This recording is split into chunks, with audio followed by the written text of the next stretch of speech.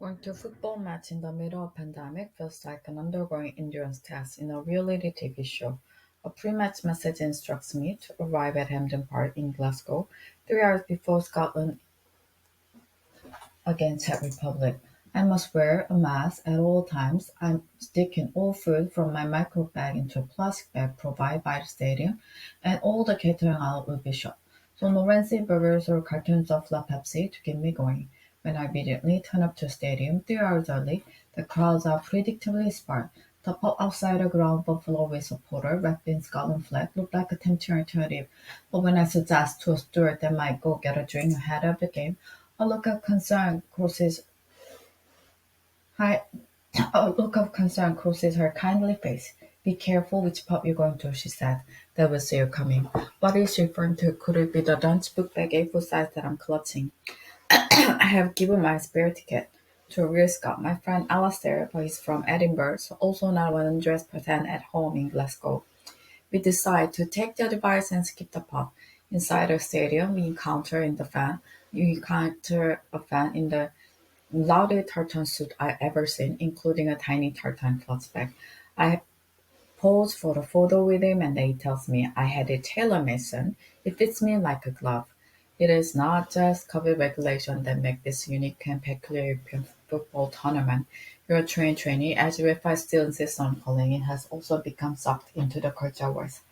The pop Culture wars. National football team are symbol of the nation, but that is not a straightforward task at a time when national identity is so fiercely contested. For Scotland, the pressing issue is independence. For England, it is race. English football team has decided to take the knee before matches as a protest against racism. But each time they do it, they are booed by a significant section of their own supporters.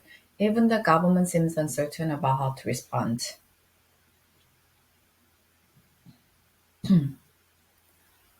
After hesitating for a while, Boris Johnson, Prime Minister, condemned the booing and urged fans to get behind the team, but two members of his cabinet, Jacob Rees-Mogg and Priti Patel, defended the protest, with Rees-Mogg suggesting that the protesters are not expressing racism but condemning the Marxists of Black Lives Matter movement.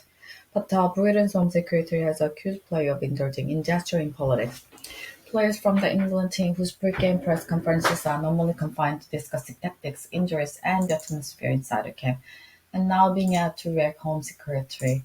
It'd be natural to assume that cabinet ministers are better at politics than footballers, but the Johnson government has reason to be worried of the to be worried of the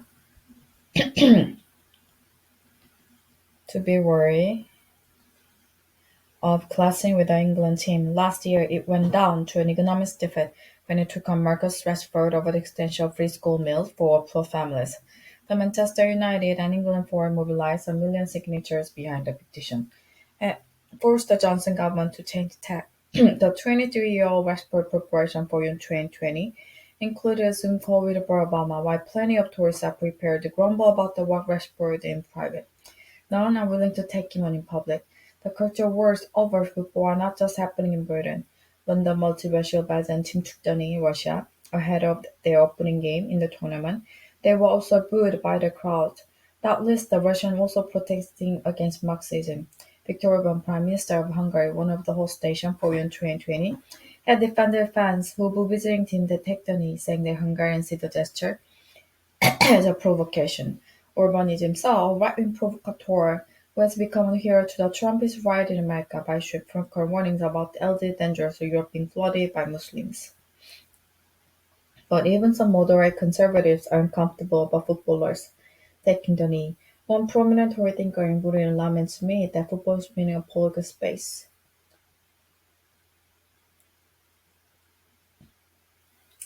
But now the national team has become a source of division. I can see what it means. This year's tournament inevitably brings back memories of Euro 96, when England also played their games at Wembley and the whole country did seem to get behind the team in an uncomplicated sort of way. Back then, packed stadium all joined in the singing of the Lions, football's coming home. Now the stadiums are largely empty and some of the home crowds are actually bring the players. By somebody who has been to many England games over the years, I know that the idea that the team was never mixed up with politics or race is an illusion. England games have always attracted a substantial number of assorted hooligan far-right supporters, who, far-right supporters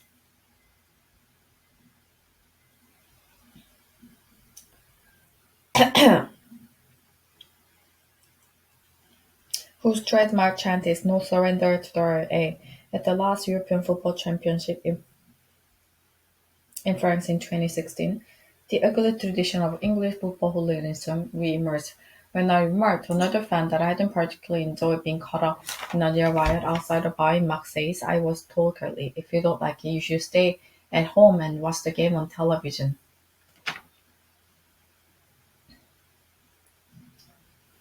Football growing in the 1970s was also where I saw the most overt racism that I ever witnessed in Britain. It was routine to see black players bark by booze and monkey noises. The football authorities and commentators were silent about this for many years. So if the current national side feel they want to make a statement about racism, it is hard to accuse them of bringing police into the political space. The politics, particularly the racial politics, have always been there. The identity issues are rather different for Scotland. For Euro 2020 comes as the Scottish Government is ramping up demand for a second independent referendum. This is the first major international tournament the team has qualified for since 1998, neatly fitting the narrative of national revival. Arriving in Scotland for the first game of the tournament, I find the local paper full of optimism. In recognition of the enormity of the occasion, the Scottish Government has been even allowed Scots to stop listening to a large queue to watch the game against Czech Leafs. As a visiting English fan, I wonder how I feel about all this. I grew up supporting Scotland in big international tournaments. I had little option since England failed to qualify for the World Cup of 1974 and 1978. But British identity was less complicated back then. The anthem player for the Scotland side that lined up to play Brazil in 1974 was "God Save the Queen," although the two recording do not show the Scottish player looking particularly delighted. Today, the crowd and team will be belting out "Love Scotland" with a stern word that we can still rise now and beat the nation again. When Scotland qualified for the World Cup in 1973, there were more than 90,000 people inside Hampden. But today, thanks to COVID, it's a little over 9,000. Far from the joyous return to the big time that has been advertised, it feels pretty black and lonely up in the stands. Even if the Tartan army has been reduced to little more than a couple of battalions, they belt out "Love Scotland" loud enough to drown out conversation.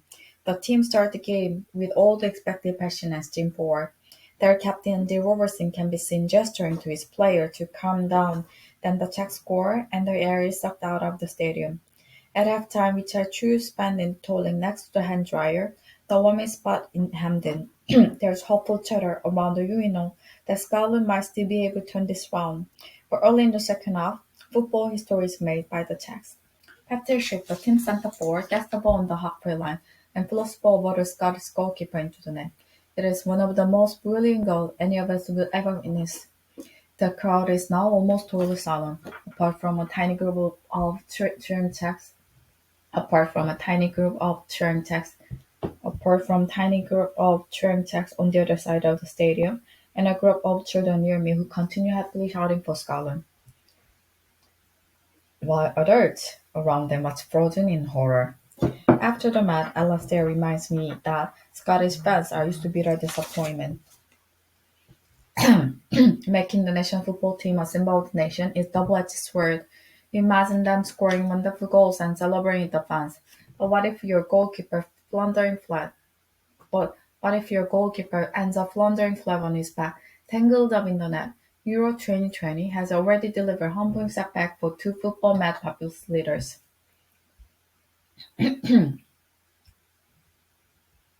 Populist leaders. Orban gave permission for capacity crowd to attend Hungary's opening games in Budapest against Portugal, only to see the national side lose 3-0. Recep Tayyip Erdogan, president of Turkey, traveled to Azerbaijan and sat in a place of honor next to Azer President, from where he was able to see Turkey go down to a 2-0 defeat against Wales. England fans also have a habit disappointing their most ardent fans. The side often portrays as the embodiment of what we like to believe are national characteristics: courage, calmness under pressure, In fact, as a recent piece by Jonah Leo in The Guardian pointed out, England are uniquely bad at holding a lead in a tournament. The numbers seem to suggest they might even be bottlers. And their O'Halsey, the French and Italians, are much better at holding their nerve when they take lead. If Gareth Southgate, the England manager, can somehow break this cycle and turn England into a winning outfit, it will inevitably provide a huge boost to the Johnson government that is desperate for symbol of the success of Brexit Britain.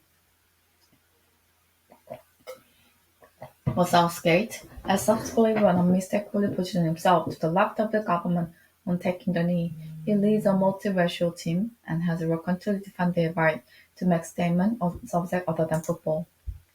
It has become accepted wisdom in Britain that cultural wars always work better for the right than the left, but football may be an exception. All polls taken across Europe before Euro 2020 showed 54% of English football fans supported taking the knee, with 39% opposed. If the England team keep winning, the number in favour may rise along with the team's popularity. But once the right may find itself on the wrong end of culture war for the duration of Euro 2020, I will care much less about who wins the culture war than who wins the tournament. For Scotland, Euro 2020 began with a deflating defeat. The England team disappointed their fans almost as reliably as the Scots, just slightly later in the day. On the other hand, this is a real tournament. It's taking place in the middle of a pandemic. The stadiums are quarter full and England are playing half Disney. I am allowing myself to afford the weirdest outcome of the lot, an England victory.